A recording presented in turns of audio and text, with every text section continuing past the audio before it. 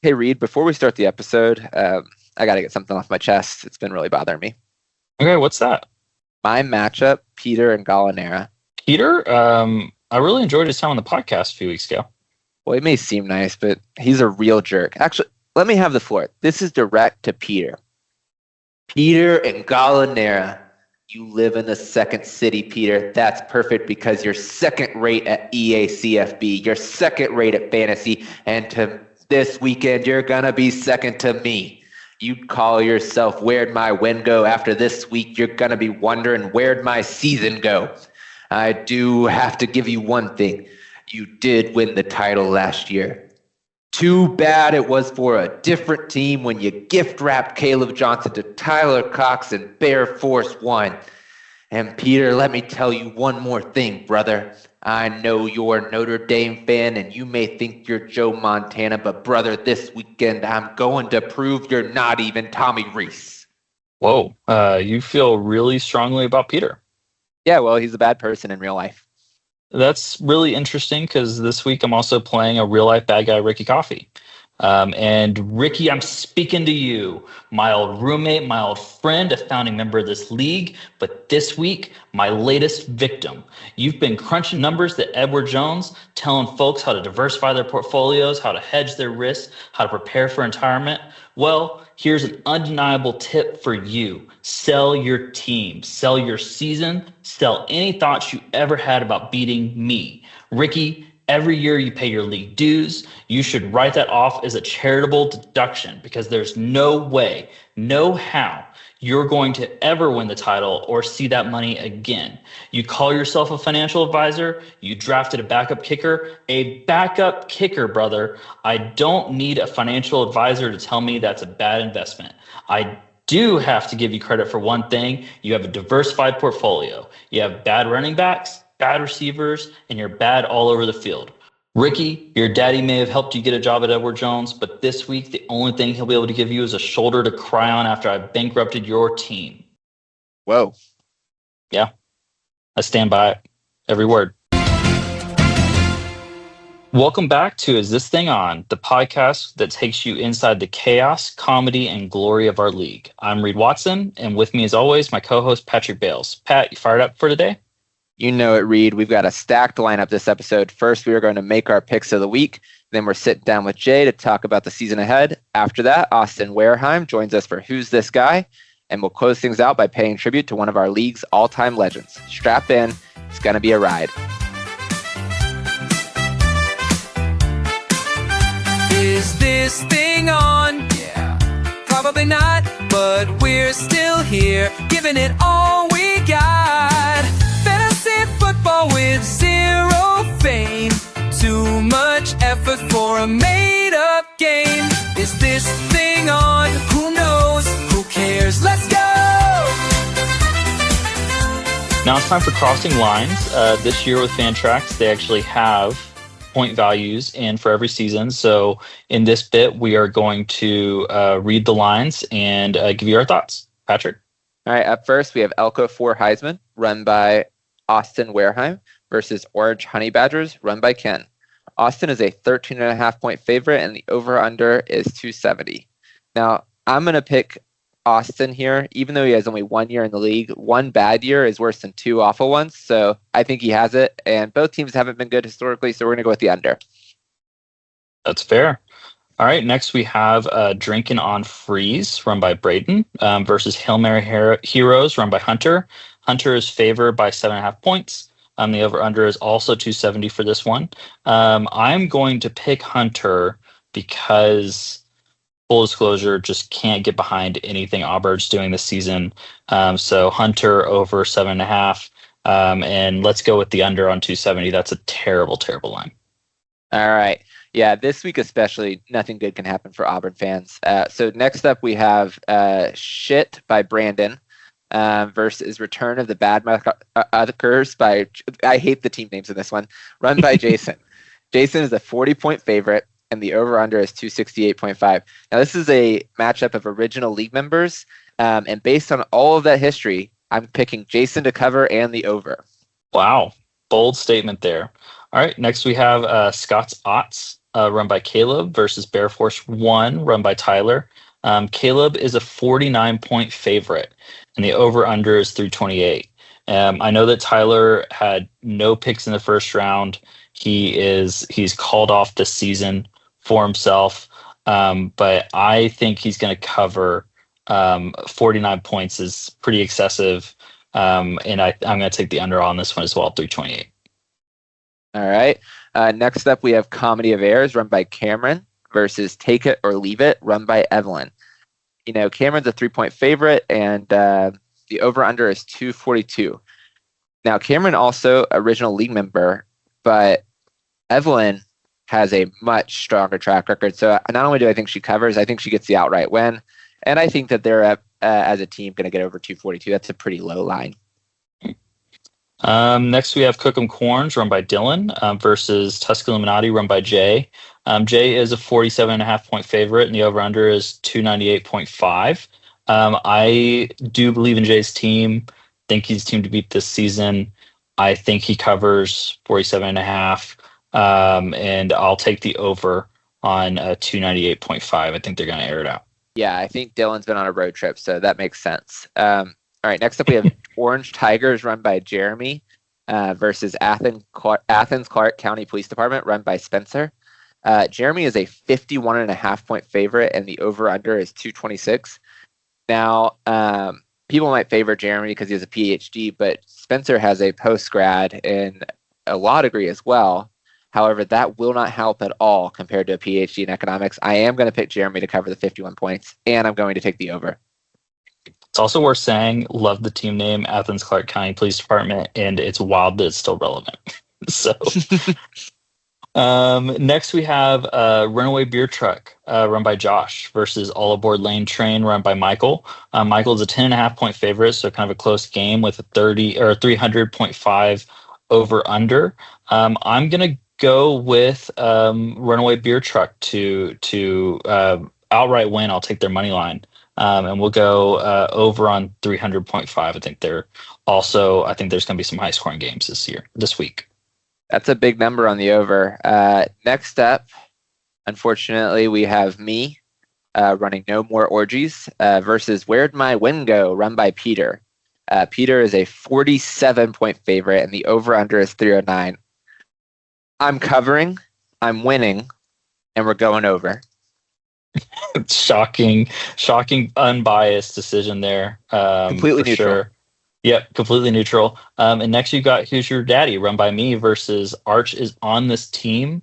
Very practical name, run by Ricky. I'm a 21-point favorite. Over under is 305. Here's where I'm also going to be completely neutral. I think that 21 points is a really conservative number for how bad I'm going to beat Ricky. I'm going to take this one, and I'm going to go the over 305. I think that Arch is capable of scoring about half of Ricky's points. All right, that was Crossing Lines. We look forward to seeing how our predictions do and how your teams lose. That segment brought to you by Reed's Discount Store. No, wait. Why trade for players that cost real assets when you can just go to Reed's? All Americans, stat patters, and draft picks are always on sale at Reed's Discount Store. We specialize in one thing, making sure Reed's roster looks worse every single week. Don't miss this weekend's blowout. Deals so bad your league mates will try to veto shopping with us. Just listen to this happy customer. He just gave me Reuben Owens for free. I'd say deals like that don't last long, but with Reed, the prices are always low, low, low because he is bad at fantasy. So now we're going to talk to one of the favorites to win the league for a quick season preview. Welcome to the show, Jay. Awesome. Thanks, guys, for having me. Okay, Jay. We're supposed to talk a league looking forward, but I think there's something we need to address going backwards. You were a pretty, I would say, violent opponent of some committee actions this previous week. Why don't you just get it off your chest? What do you have to say about it? Okay.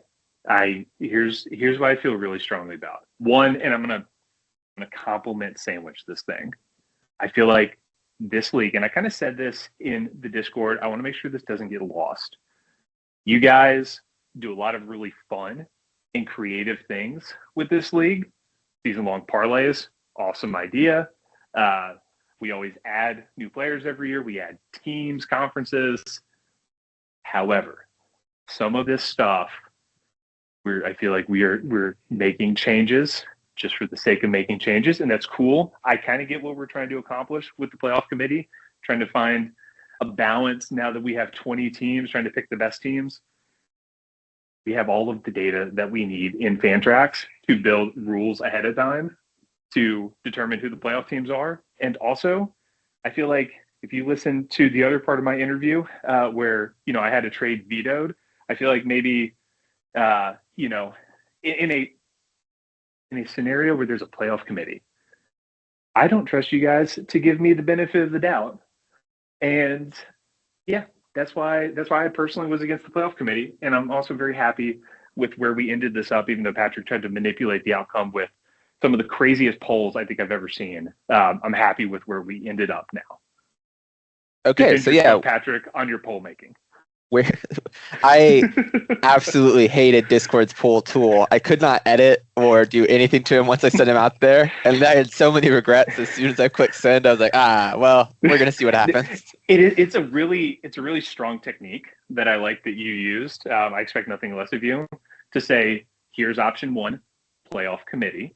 Here are options 2 through 9, which are not playoff committee, but variances thereof, forcing us to be unable to build a consensus in a strong opposition against the playoff committee. But like I said, we rallied, we got the result that we needed.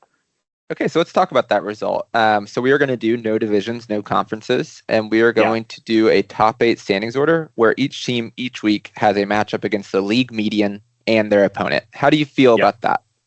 I feel good. I think it's a good way to balance some of the matchup disparity and the strength of schedule disparity that you'll see in a 20-team league against, obviously, the average outcome each week. I think here's what I measure this as.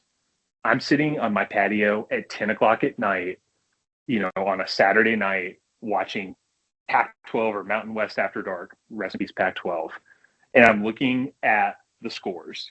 And I want to be stressing about not just my matchup, but also, who else is scoring to change the median and how does my score measure up against that? I think it creates great week-to-week intrigue, but it's also going to produce like a good balanced outcome where we're going to be able to identify the top 8 teams pretty clearly week to week. That's actually an aspect I hadn't thought of, so that's very cool. Basically, you could have your matchup in hand by Friday night if the other team's quarterback doesn't play or something. Happens like that, but you will still have something to track. Ashton G&T plays against you on a Thursday while you're trying to set up your Christmas decorations in 2023, and you already know your matchup's over. That's this remediates that issue. That seems like a specific hurt, but I will remind you that one was in the playoffs, and it wouldn't help you at all. It was, but I just wanted to express that hurt and how much it still lingers. It's important for everyone to know that. This is going to be a spoiler of another segment in a future week, but you did identify, even still with Tyler kind of serving as your personal foil, you identified Jason as the biggest villain in this league. Spoilers for a segment a few weeks in the future. How is that the case to you still, as someone who has only known Tyler's dominance, that Jason is the biggest villain? Because to me, I was there when he was the best, and I still hate it. But how are you like that? I don't have that scar tissue from the dominance of Jason. I've never seen it, so I don't even know it to be true. It's kind of hard for me to imagine him as a dominant player. However, here's what has helped me heal over the last couple of years. Obviously it was very hurtful when Tyler just laid it on me in 2023 in the championship, but seeing him come back last year with no draft picks and just build the team from scratch through the season and win, I just had to look at that and say, just respect. That is just good fantasy management. I can live with losing to that. Jason, and I'll give him credit here, has just worked me over multiple times in trades. And it's, you guys don't see the behind the scenes negotiation. He always gets the best of me. This is my management style. I'm an incredible drafter, which means that right now in August, is the best my team will ever be. I will only make it worse throughout the rest of this coming season. It's a question of, is it still good enough to win despite my sabotage efforts and my bad trades and my bad pickups over the next few weeks?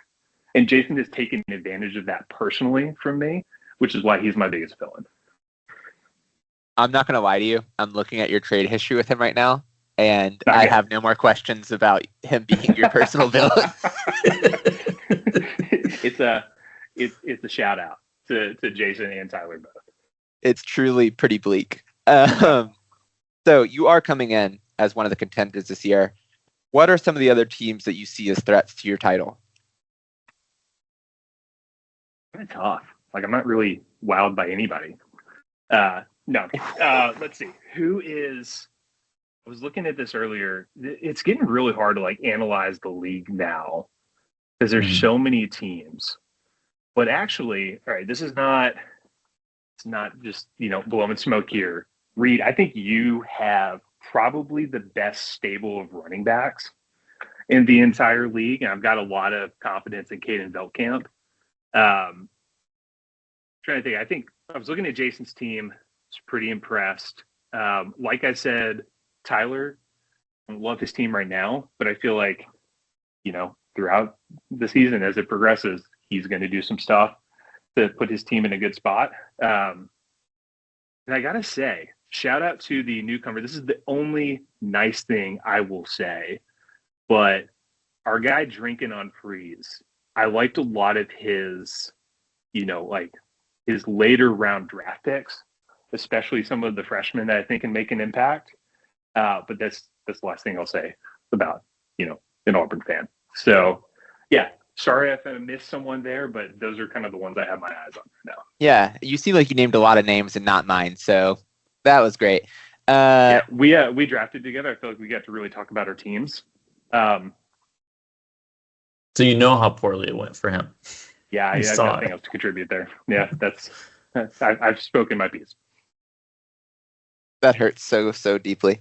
I have to stop drafting with Jay. If anyone will invite me to their house for next year's draft, every year I go to Jay's house. He fixes me dinner and then absolutely destroys me in the draft and gets fully in my head. So please, anyone, I will drive. I will fly. Just give me another place to do this besides with Jay.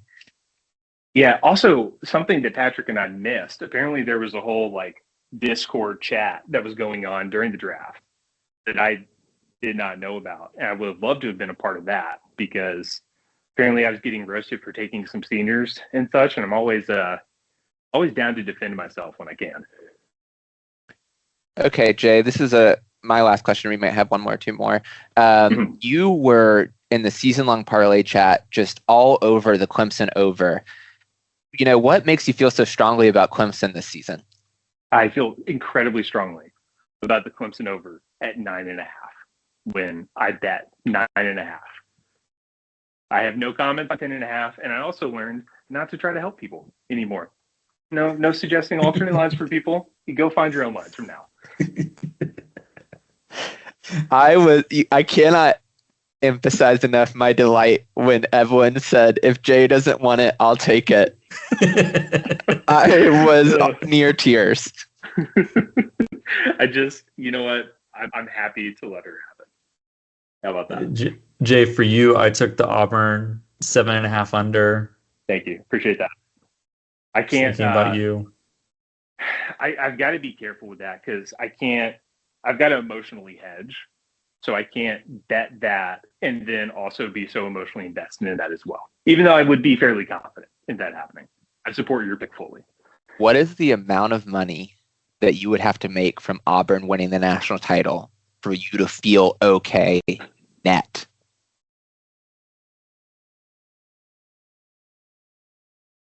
I don't like these questions. I don't like when you do a would you rather or how much would it take and someone says there's no amount of money because there probably is. But I don't know what that number is. It'd have to be pretty high. It'd have to be really high. Because Auburn, well, here's the important caveat. Auburn does have 2 national championships in their history, and don't let them tell you otherwise. I've heard it's 9, very recently, actually. You know what?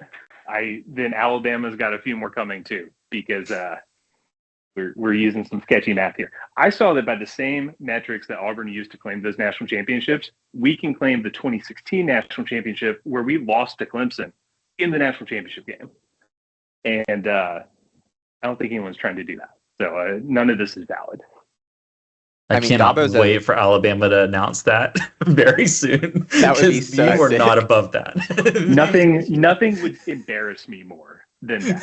I think we have there's a basketball championship in 1920 that we're kind of eyeing right now that we might go back and claim, but no more football national champions. We have enough of those. What an insane way for a program to behave on any level.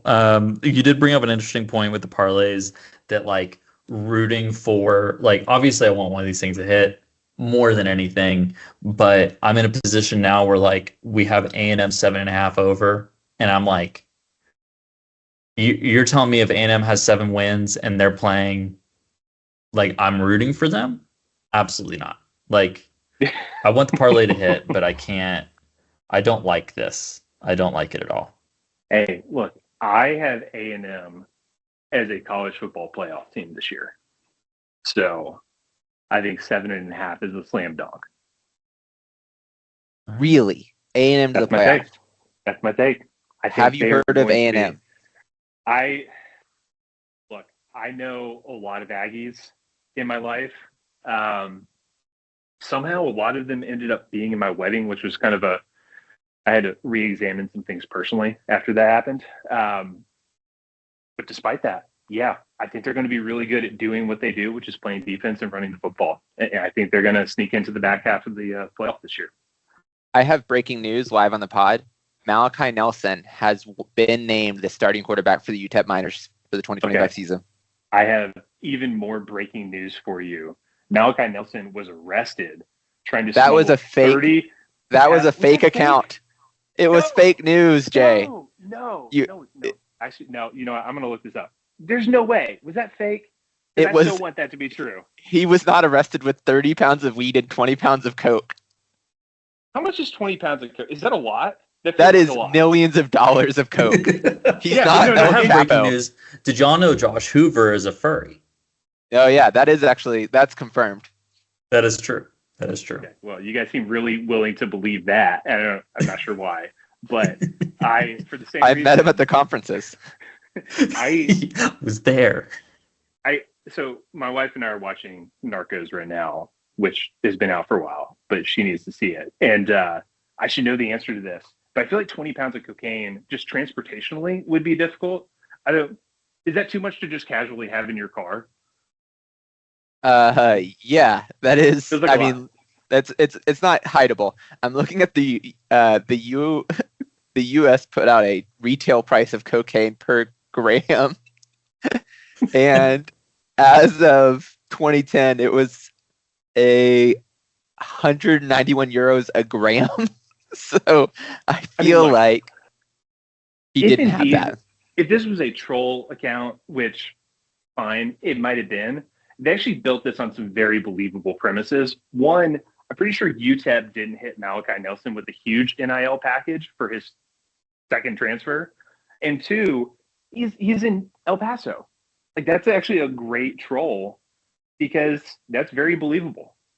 It is not believable. Believed it. He had $34 million worth of coke. Is your statement that is believable? I think NIL would have had to have been involved. NIL is being out of control, guys. It's taking a lot of different forms. I stand by it. Okay. Jay, thank you so much. I am deeply hurt that you didn't pick me as a competitor of this league, but I have to admit it's probably true. Thank you so much for your time. Good luck this season. Have a great one. All right. Appreciate it, guys. See ya. Now it's time for another Who's That Guy segment. Today we're joined by Austin. Austin, welcome to the show. Let's get right into it. Who are you? Who you root for? And how'd you get involved in this league? Yeah, so my name is Austin Werheim. I root for Texas A&M, which is a rough one.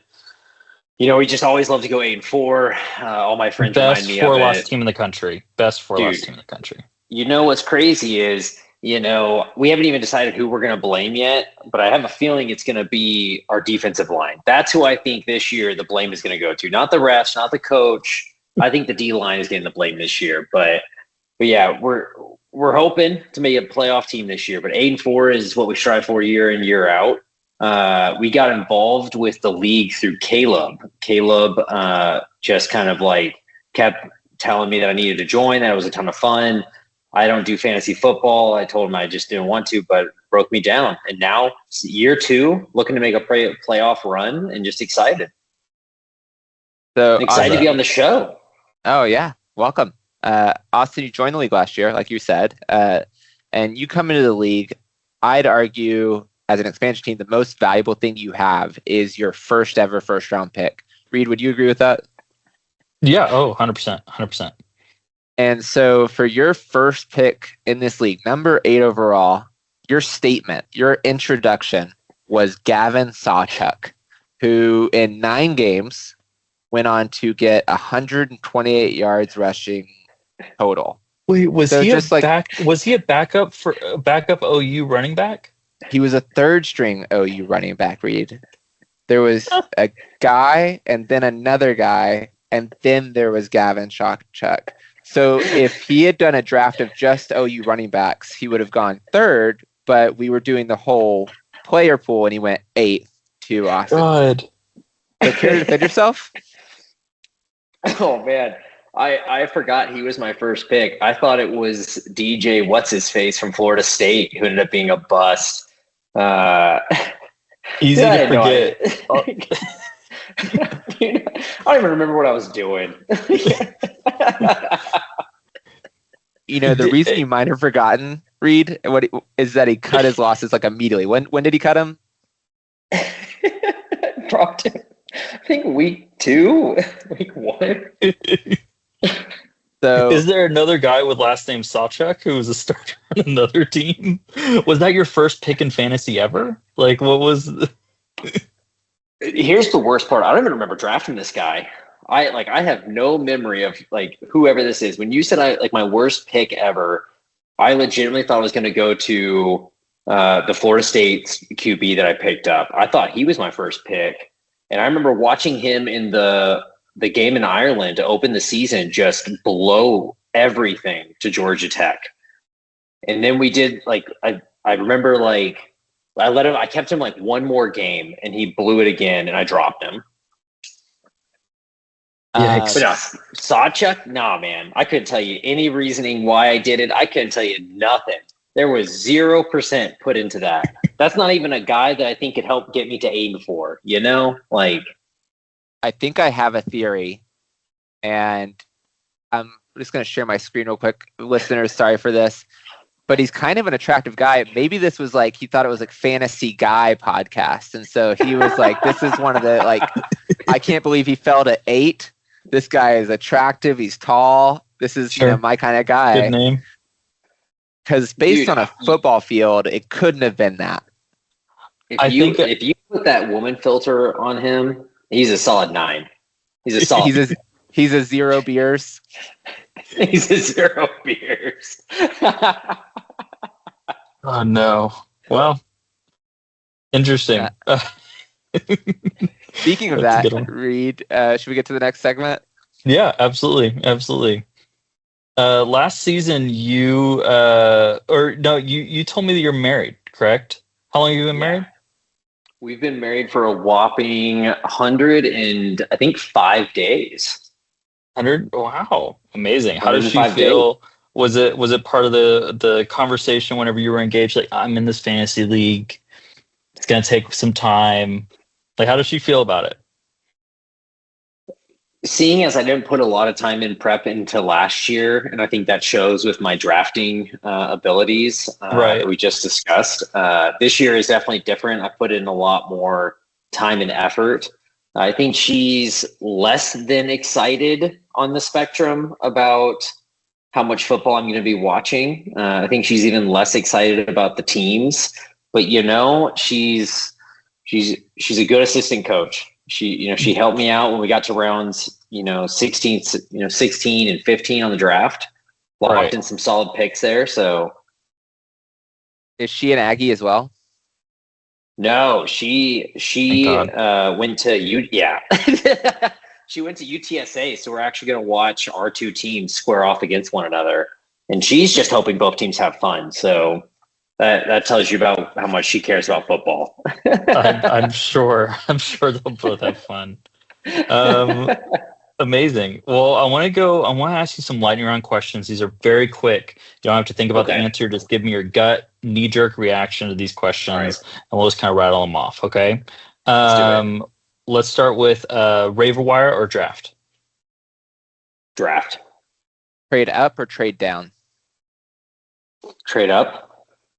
Bigger villain, Tyler or Jason? Jason. Prospects or veterans?